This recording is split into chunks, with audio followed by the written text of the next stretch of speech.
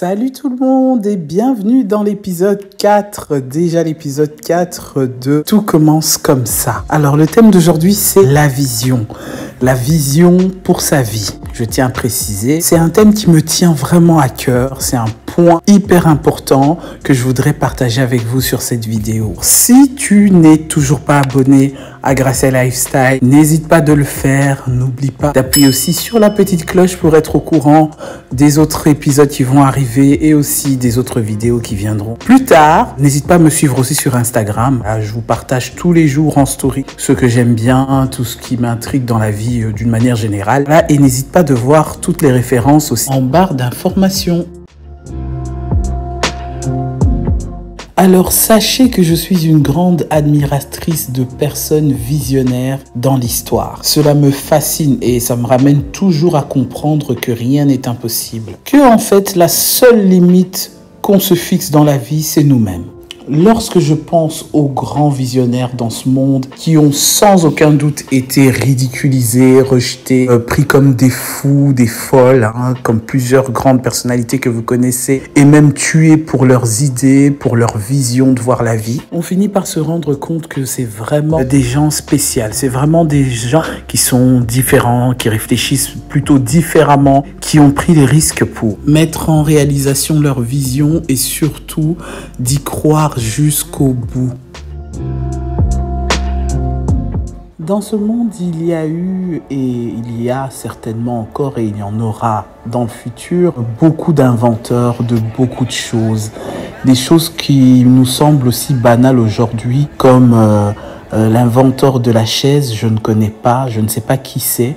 Celui qui a inventé le lit, c'est-à-dire le lit, matelas, sommier, tout ça. Il y a eu quelqu'un qui a dû l'inventer. Ou même la cuvette de toilette. Mais tous ont dû avoir une vision précise et claire sur ce qu'ils ou elles voyaient possible dans leurs esprits. Surtout de rendre leurs idées réelles. Et aujourd'hui, ces choses sont indispensables et utiles à notre quotidien et on ne peut même s'en passer. Pour que ces choses existent, il a fallu que quelqu'un y pense, quelqu'un y réfléchit, l'imagine et y travaille. Maintenant, il y a des chaises, il y a des lits, il y a même des cuvettes de WC dans presque toute la planète et il y en aura certainement encore pour les 100 prochaines années. Car ces gens ont vu déjà dès le départ dans leur tête, dans leur esprit, le problème et les besoins, la demande. Chacun d'entre nous ont besoin d'une manière particulière au quotidien.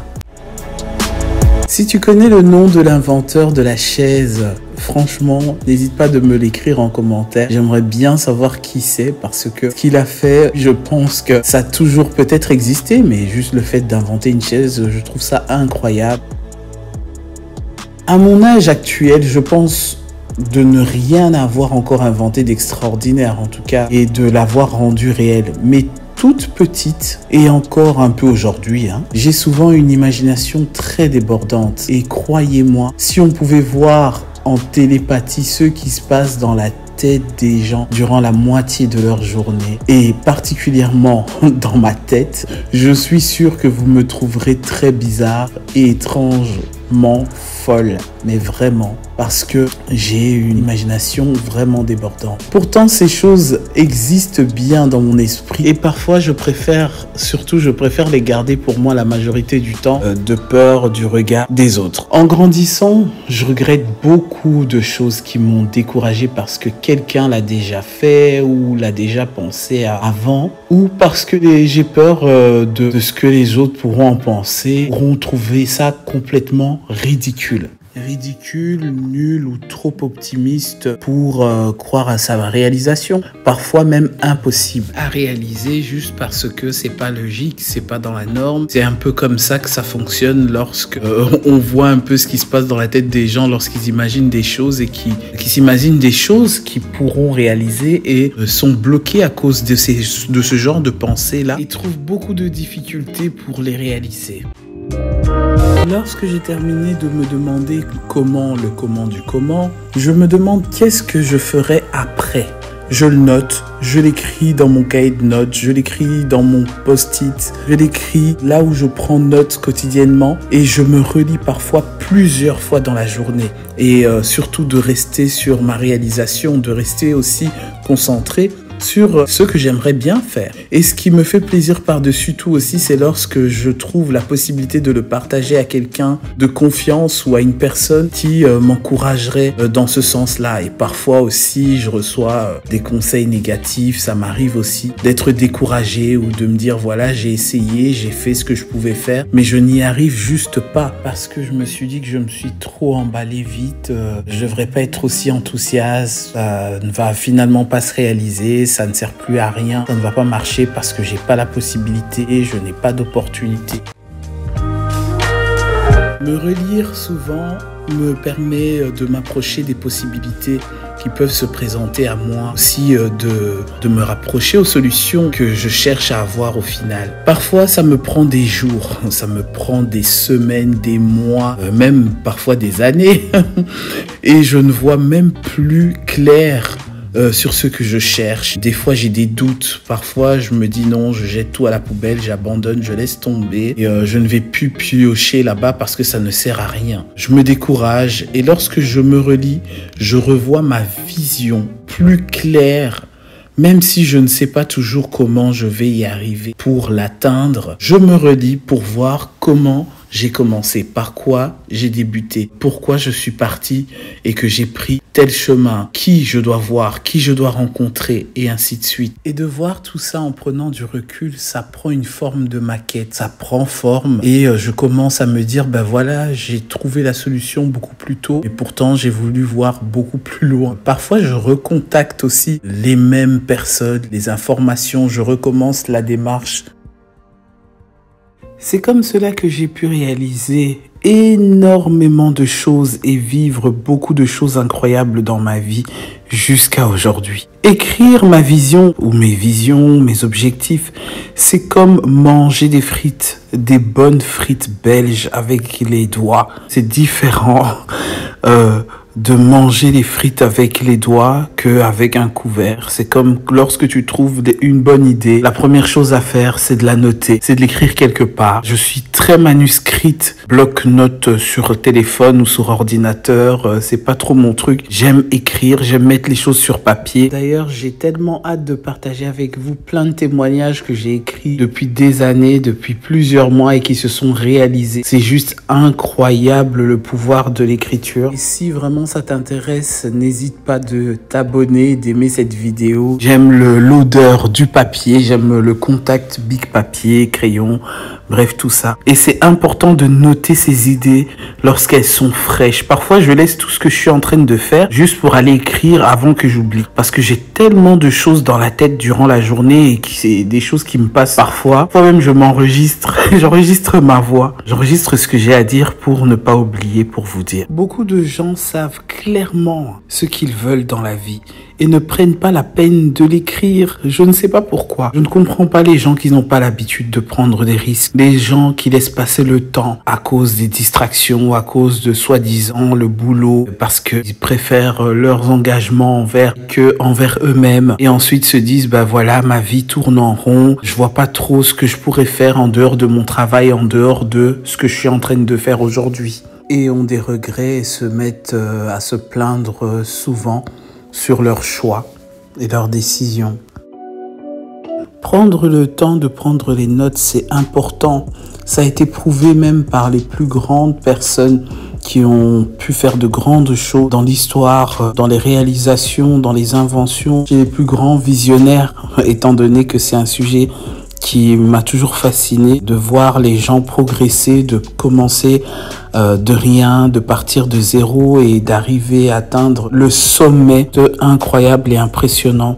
Et ça part souvent par une prise de notes. Je trouve qu'il est important de noter les étapes à faire afin de se poser les bonnes questions et même les moins bonnes au fil du temps ou des circonstances, et peu importe les raisons que l'on se fait, tôt ou tard on arrive à s'approcher de ses objectifs, mais ça arrive seulement lorsqu'on s'y applique, lorsqu'on commence à faire quelque chose, lorsque on échoue et on recommence encore et encore. On regarde les problèmes qui se présentent autour de nous et qu'on cherche des solutions, qu'on prend du temps à étudier, à analyser, à s'éloigner de tout ce genre de distractions parce qu'il y en a tellement de nos jours avec nos smartphones, Netflix, les réseaux sociaux, les messages, les appels et tout ce bordel-là. On se met à s'intéresser au sujet, à chercher, à acquérir les compétences nécessaires pour résoudre les problèmes. Les personnes qui réussissent n'ont aucune garantie ou de certitude d'y arriver. Et c'est ça qui fait la différence avec ceux qui arrivent à réussir et ceux qui échouent. C'est qu'ils se donnent les moyens, qu'ils se mettent au travail pour s'organiser, ils planifient, ils s'y appliquent. Et même quand ils en ont pas envie, ils ont un certain mode de vie, de discipline. J'ai souvent dit que j'ai toujours eu un problème avec le mot discipline. J'ai commencé à faire des choses machinalement, par discipline. Alors on peut tout faire dans la vie, avoir autant de certitudes, de garanties, de possibilités qu'on peut avoir selon notre milieu, selon les circonstances ou les opportunités. Mais il faut savoir se poser les questions. Comment y arriver? Qu'est-ce que je peux faire? Qu'est-ce que je ferai après? Et surtout, d'avoir une vision pour ta vie, d'avoir une vision globale. Peu importe, même si tu ne vois pas exactement ce qui est possible, ce qui se présente à toi, ou comment ou par où commencer, aller voir, qui aller voir pour trouver des solutions, commence à avoir une vision. Prends note comme tu prends une bonne frite avec tes doigts et que tu la dégustes. La prise de notes, c'est beaucoup de grandes choses dans l'histoire et aussi dans les inventions, surtout chez les plus grands visionnaires de ce monde. Et prends le temps de savourer avec tes doigts. Prends le temps d'écrire avec tes doigts. Après, si tu préfères les fourchettes, prise de notes, sur ton téléphone ou ta tablette ou ton ordinateur, c'est en ton choix, bien sûr. Et comme on dit toujours, les goûts et les couleurs ne se discutent surtout pas.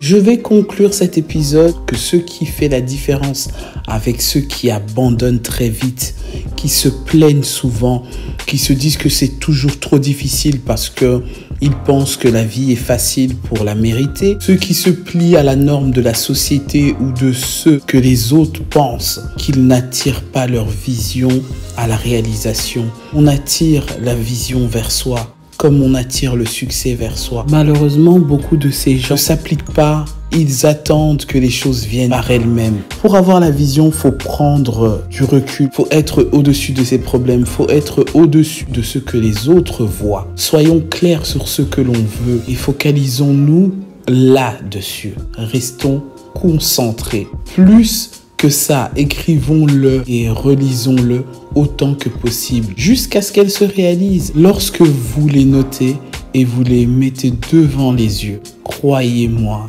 Dieu vous les apportera car il aura vu la part que vous faites. Votre vision est claire dès le départ dans votre tête. Et si c'est clair, ça veut dire que c'est réalisable. Ça peut devenir palpable. Et pour cela, il faut bien plus qu'y croire. Il faut vraiment y travailler dessus. Et moi, j'y travaille énormément parce qu'il y a tellement de choses que je voudrais réaliser. Il y a tellement de personnes que je rêve de rencontrer dans ma vie, de m'y approcher. Parfois, les tableaux de rêve ou les tableaux d'objectifs ne suffisent pas. Ça demande beaucoup de travail. Pour ma part, ça demande énormément de prière, de la concentration, une discipline importante. Soyez d'accord avec vos erreurs et apprenez des échecs car ça fait partie de la réussite. Et comme je disais au début de cet épisode, que la seule limite qu'on se fixe dans la vie, c'est nous-mêmes. Si tu penses que les plus grands obstacles sont les risques que tu as à prendre dans la vie, détrompe-toi. Tu es la seule plus grande obstacle que tu peux avoir dans la vie. Alors débarrasse-toi de cette crainte, débarrasse-toi de ce que les autres peuvent penser, de ce que tu peux faire. Et surtout, arrête de douter de ce que tu es capable de réaliser pour toi et pour les autres. J'espère que cet épisode numéro 4 t'a apporté énormément et moi, je te retrouve pour l'épisode suivant sur une prochaine vidéo.